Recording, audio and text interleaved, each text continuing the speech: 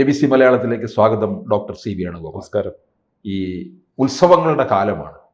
ഉത്സവങ്ങളില്ലാതെ മനുഷ്യന് ജീവിക്കാൻ പറ്റത്തില്ല. ഇത് ക്രിസ്മസ് കാലമാണ്. അത് ലോകം മുഴുവൻ ആഘോഷിക്കുന്നതാണ്. അത് നമ്മുടെ രാജ്യത്തിനോ അല്ലെങ്കിൽ നമ്മുടെ കേരളത്തിനോ മാത്രം അവകാശപ്പെട്ടതല്ല. നമ്മൾ ഗംഭീരമായിട്ടത് ആ ആഘോഷത്തിൽ പങ്കുചേരുന്നുണ്ട്. ഈ ക്രിസ്മസിൻ്റെ ഒരു ചരിത്രം നമ്മൾ നോക്കുമ്പോൾ ആരും ഞെട്ടുന്ന ഒരു കാര്യമുണ്ട്.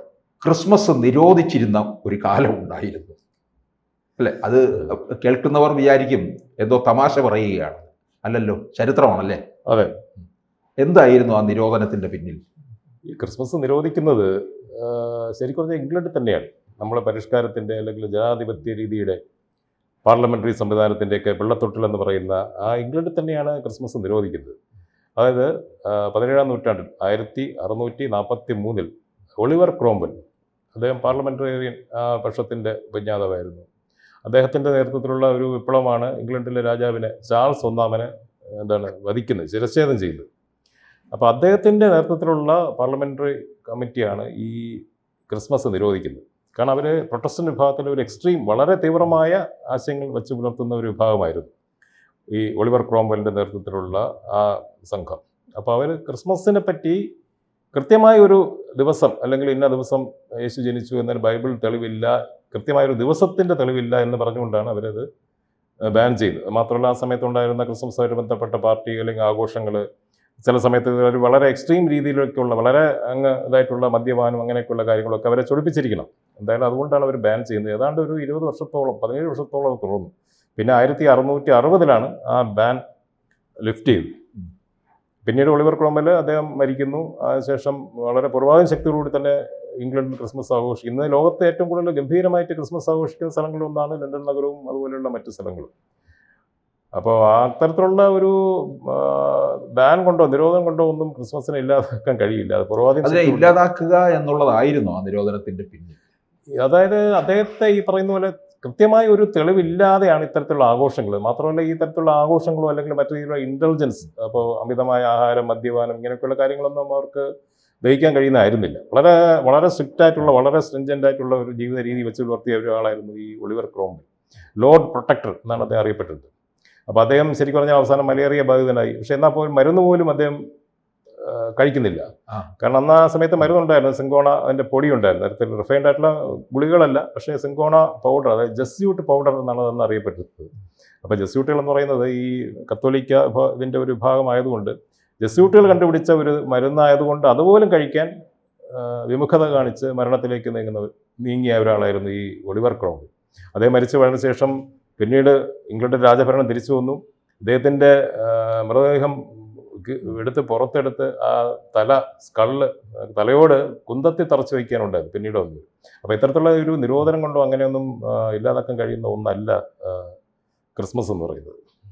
അല്ല, അതൊരു ഏകാധിപത്യ സ്വഭാവമായിരുന്നു അദ്ദേഹം കാണിച്ചതല്ലേ? തീർച്ചയായും ഒരു ജനാധിപത്യ രീതിയിൽ തുടങ്ങി രാജാവിനെ വധിക്കുന്നു, റജിസൈഡ് എന്ന രീതിയിൽ അത് വരുന്നു. പക്ഷെ പിന്നീട് വരുന്നത് ഒരു ഏകാധിപത്യ പ്രവണതയാണ്. പൂർണ്ണമായ ഒരു എല്ലാ തരത്തിലുള്ള വളരെയധികം പാരനോയിഡ് ആയിട്ടുള്ള രീതിയിൽ അദ്ദേഹം ബിഹേവ് ചെയ്യുന്നു, അടിച്ചമർത്തുന്നു. എല്ലാ തരത്തിലുള്ള ആഘോഷങ്ങളും മറ്റുമൊക്കെ അടിച്ചമർത്തുന്നു. ഇംഗ്ലണ്ടിൽ മാത്രമല്ല, ആ സമയത്ത് പിന്നീട് ഇംഗ്ലണ്ടിൽ നിന്ന് അമേരിക്കയിൽ പോയ പിൽഗ്രിം ഫാദേഴ്സ് ഇംഗ്ലണ്ടിൽ നിന്ന് അമേരിക്കയിലേക്ക് കുടിയേറിയല്ലോ. അപ്പോൾ അവർ തന്നെ മെസാച്യുസെറ്റ്സ് പോലെയുള്ള സ്ഥലങ്ങളിൽ കുറച്ചാൾ ഈ ക്രിസ്മസ് ഇങ്ങനെ നിരോധിച്ച് എന്നിട്ട് ക്രിസ്മസുമായിട്ട് ബന്ധപ്പെട്ട ആഘോഷങ്ങൾ നിരോധിക്കപ്പെട്ടിട്ടുണ്ട്.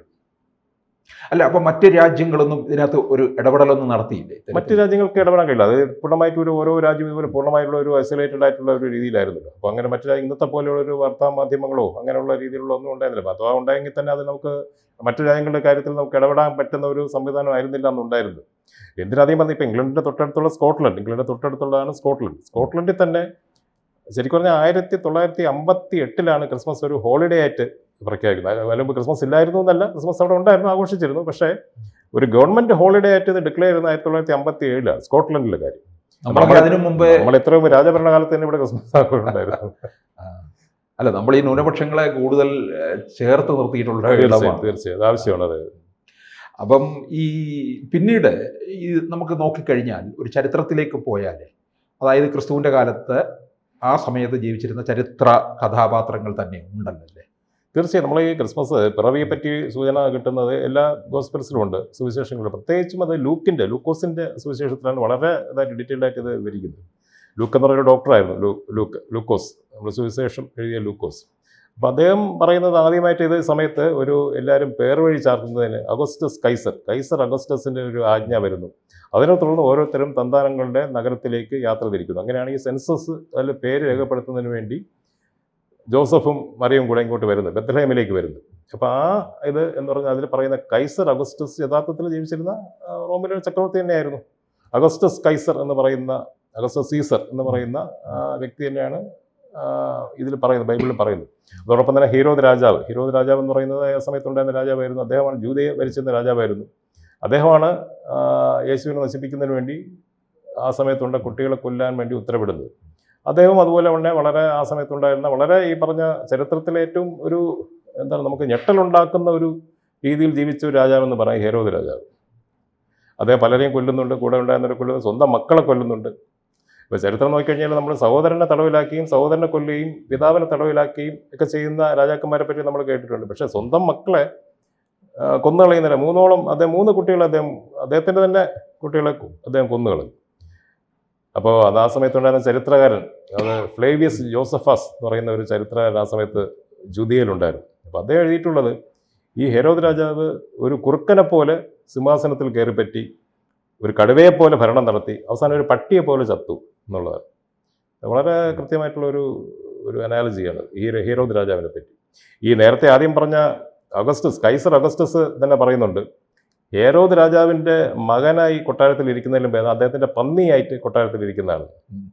കാരണം മക്കളെ കൊന്നുകളഞ്ഞു. ഇത് ജൂതന്മാർ പന്നി മാംസം കഴിക്കാറില്ല. അതുകൊണ്ട് പന്നിയായിരുന്ന കുറച്ചുകൂടെ സേഫാണ് മകനായിരിക്കുന്നതിനേക്കാൾ എന്നാണ് കൈസർ അഗസ്റ്റസ് പറഞ്ഞിട്ടുള്ളൂ. അപ്പോൾ ഇവർ രണ്ടുപേരും അന്ന് ജീവിച്ചിരുന്ന കഥാപാത്രങ്ങൾ തന്നെയാണ്.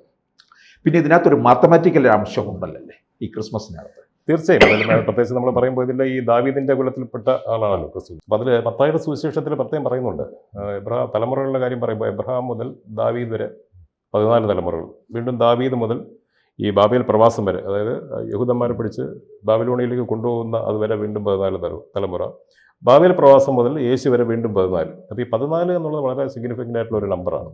7 എന്ന് പറയുന്ന ഒരു ശിവസൂചകമായ ഒരു സംഖ്യയാണ്. അപ്പം 7 അതാണ് ഈ 14 എന്ന് പറയുന്നത് സൂചിപ്പിക്കുന്നത്. ഇനി ആ പേര് നോക്കുകയാണെങ്കിൽ നമ്മൾ ഹീബ്രു ഭാഷയിൽ നമ്മൾ പേര് നോക്കുകയാണെങ്കിൽ തന്നെ ഇംഗ്ലീഷിൽ DAVID ദാവീദ് എന്ന് പറയും. ഇതിലും ഹീബ്രുവിൽ 3 അക്ഷരമേ ഉള്ളൂ. ഡി അല്ല ദാലത്ത്, വീണ്ടും ദാലത്ത്, 3 അക്ഷരങ്ങളാണ്. ഈ 3ൻ്റെ സംഖ്യാപരമായിട്ട് നമ്മൾ എടുത്തു കഴിഞ്ഞാൽ ദി എന്ന് പറയുന്നത് ദാലത്ത് എന്ന് പറയുന്ന 4ാമത്തെ അക്ഷരമാണ്. ഹീബ്രു ഭാഷയിലെ 4ാമത്തെ അക്ഷരമാണ് ദാലത്ത്. അതായത് അലിഫ്, ബേത്ത്, ഗിമൽ, ദാലത്ത്.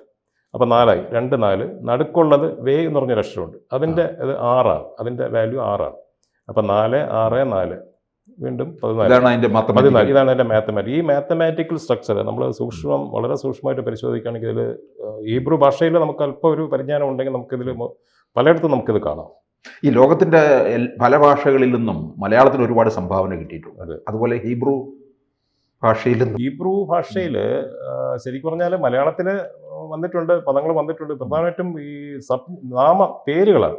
അതായത് ആ പേരിൽ ക്രിസ്തീയമായിട്ടുള്ള പല പേരുകളും ഹീബ്രുവിൽ നാമം സുറിയാനി അതുപോലെ വന്നിട്ടുണ്ടാവും.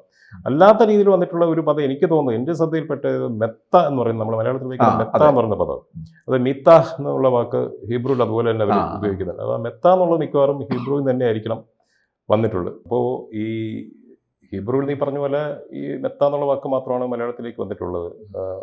സാങ്കേതികമായിട്ടുള്ള പറയുകയാണെങ്കിൽ മറ്റ് നാമങ്ങൾ ഞാൻ പറഞ്ഞല്ലോ, ഒരുപാട് പേരുകൾ, എളിപ്പേരുകൾ മറ്റും ഒരുപാട് വന്നിട്ടുണ്ട്. പക്ഷെ തിരിച്ചങ്ങോട്ട് പോയിട്ടുണ്ടെന്നുള്ള നമ്മൾ പലരും ശ്രദ്ധിക്കപ്പെടുന്നില്ല. കാരണം സലോമൻ്റെ കാലത്ത്, പഴയ നിയമത്തിലെ രാജാക്കന്മാരിൽ പറയുന്നുണ്ട്, സോളമൻ്റെ കാലത്ത് മുതലേ ഈ താർസിസ് കപ്പലുകൾ ഇവിടെ വന്ന് കേരളത്തിൽ വന്ന് ഇന്ത്യയിൽ ഇന്ത്യയിൽ നിന്ന് പല സാധനങ്ങൾ കൊണ്ടുപോയിട്ടുണ്ട്. പ്രധാനമായിട്ട് അവർ കൊണ്ടുപോയിട്ടുള്ളത് ഒന്ന് സ്വർണം, മയിലിനെ കൊണ്ടുപോയിട്ടുണ്ട്, കുരങ്ങ്, ഇതൊക്കെ അവർക്ക് കൗതുകമുള്ള സാധനങ്ങളായിരിക്കും, ആനക്കൊമ്പ്. അപ്പോൾ ഇതിന് പലപ്പോഴും ഇപ്പോഴും ഹീബ്രുവിൽ കോഫ് എന്നുള്ള പറഞ്ഞാൽ കുരങ്ങ് എന്നുള്ള അത് തീർച്ചയായിട്ടും അത് ഒരുപക്ഷേ നമ്മുടെ സൗത്ത് ഇന്ത്യയിലുള്ള ഒരു പേര് തന്നെ ആയിരിക്കണം, കോഫ്, കുരങ്ങ് എന്നുള്ളതിന്. അതുപോലെ തുക്കി, പെൺമയിലിന് തമിഴിൽ തുക്കി എന്ന് പറയുന്നുണ്ട്, അത് തന്നെയാണ് മയിലിന് അവിടെ പറയുന്നത്. അപ്പോൾ ഇങ്ങനെയുള്ള പല കാര്യങ്ങളും ശരിക്കും പറഞ്ഞാൽ ചില വാക്കുകൾ അവിടെ നിന്ന് ഇങ്ങോട്ട് വന്ന പോലെ ഇവിടെ നിന്ന് തിരിച്ചങ്ങോട്ടും പോയിട്ടുണ്ട്. അത് പലരും അറിയില്ല, പലർക്കും അറിയാത്തൊരു അല്ല, കാര്യം. ലോകത്തെ എല്ലാ ഭാഷകളിൽ നിന്നും മലയാളത്തിന് തീർച്ചയായും. സംഭാവന കിട്ടിയിട്ടുണ്ട്. തീർച്ചയായും. അപ്പം ഇതുപോലെ തന്നെ നമുക്ക് ഇനി ആ ക്രിസ്മസിൻ്റെ ആ ഒരു ട്രീ ഉണ്ടല്ലോ, അതെ. അത് നമുക്ക് മാറ്റി നിർത്താൻ പറ്റാത്ത ഒരു അതെ. കാര്യമാണ്. അത് തുടക്കം മുതലേ അത് ഉണ്ടായിരുന്നില്ല അല്ലേ? തുടക്കം മുതലേ അത് ഉണ്ടായിരുന്നു തോന്നുന്നില്ല. കാരണം ക്രിസ്മസ് ട്രീ എന്ന് പറയുന്നത് ഈ മരങ്ങൾ ആരാധിച്ചിരുന്ന ഒരു ഭാഗം പലപ്പോഴും പണ്ട് യൂറോപ്പിലുണ്ടായിരുന്നു. പേഗൻ ബിലീഫിലുള്ള പലരും യൂറോപ്പിൻ്റെ പല ഭാഗങ്ങളുണ്ടായിരുന്നു. പിന്നീട് മരങ്ങൾ സത്യം പറഞ്ഞാൽ മാർട്ടിൻ ലൂതർ പ്രൊട്ടസ്റ്റന്റ് വിഭാഗം വന്നതോടുകൂടി മാർട്ടിൻ ലൂതറാണ് ഈ മരങ്ങൾ അതിൻ്റെ വിളക്ക് കത്തിച്ച് മെഴുകുതിരി മരത്തിൽ കൊളുത്തി വെച്ച് വീട്ടിനുള്ളിൽ വെച്ച് ഒരു ആഘോഷമാക്കി മാറ്റുന്ന ആ സമയത്താണ്. ജർമ്മനിയിലാണ് അത് കൂടുതലായിട്ട് അത് പടർന്നു പിടിക്കുന്നത്.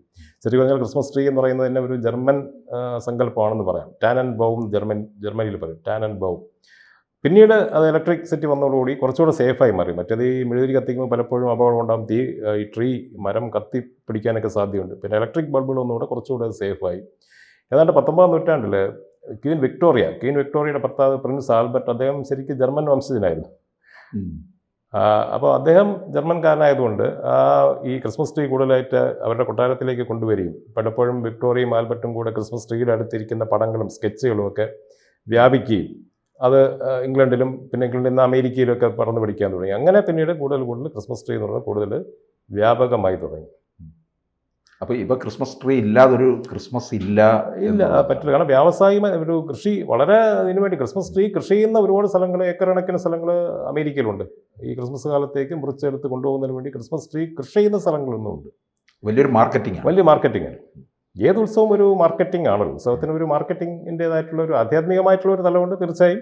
അതോടൊപ്പം തന്നെ ഒരു കൊമേഴ്സ്യൽ തലവും എല്ലാ വർഷവും ഓണമായാലും ഏത് ഉത്സവത്തിനായാലും ഉണ്ട്. ഇപ്പോൾ വിവിധ സംസ്കാരങ്ങൾ തമ്മിലുള്ളൊരു കൊടുക്കൽ വാങ്ങൽ ഈ ഉത്സവത്തിൽ നടക്കാറുണ്ട്. അത് നമുക്ക് ആവശ്യമാണ്. കാളിദാസൻ പറയുന്നുണ്ടല്ലോ, നരൻ ഉത്സവപ്രിയനാണ് എന്ന് കാളിദാസൻ പറഞ്ഞിട്ടുണ്ട്. അപ്പോൾ ഉത്സവങ്ങൾ നമ്മുടെ ഒരു സാനിറ്റി കീപ്പ് ചെയ്യുന്ന, അല്ലെങ്കിൽ നമ്മുടെ ഒരു പരസ്പര ധാരണയും പരസ്പര സൗഹൃദത്വവും നിലനിർത്തുന്നതിന് ഉത്സവങ്ങൾ വളരെ ഒരു പ്രധാന ഘടകമാണ്. കൂടുതൽ വാർത്തകളും വിശേഷങ്ങളും നിങ്ങളിലേക്ക് എത്താൻ ABC മലയാളം സബ്സ്ക്രൈബ് ചെയ്യുക, ബെൽ ബട്ടണും അമർത്തുക.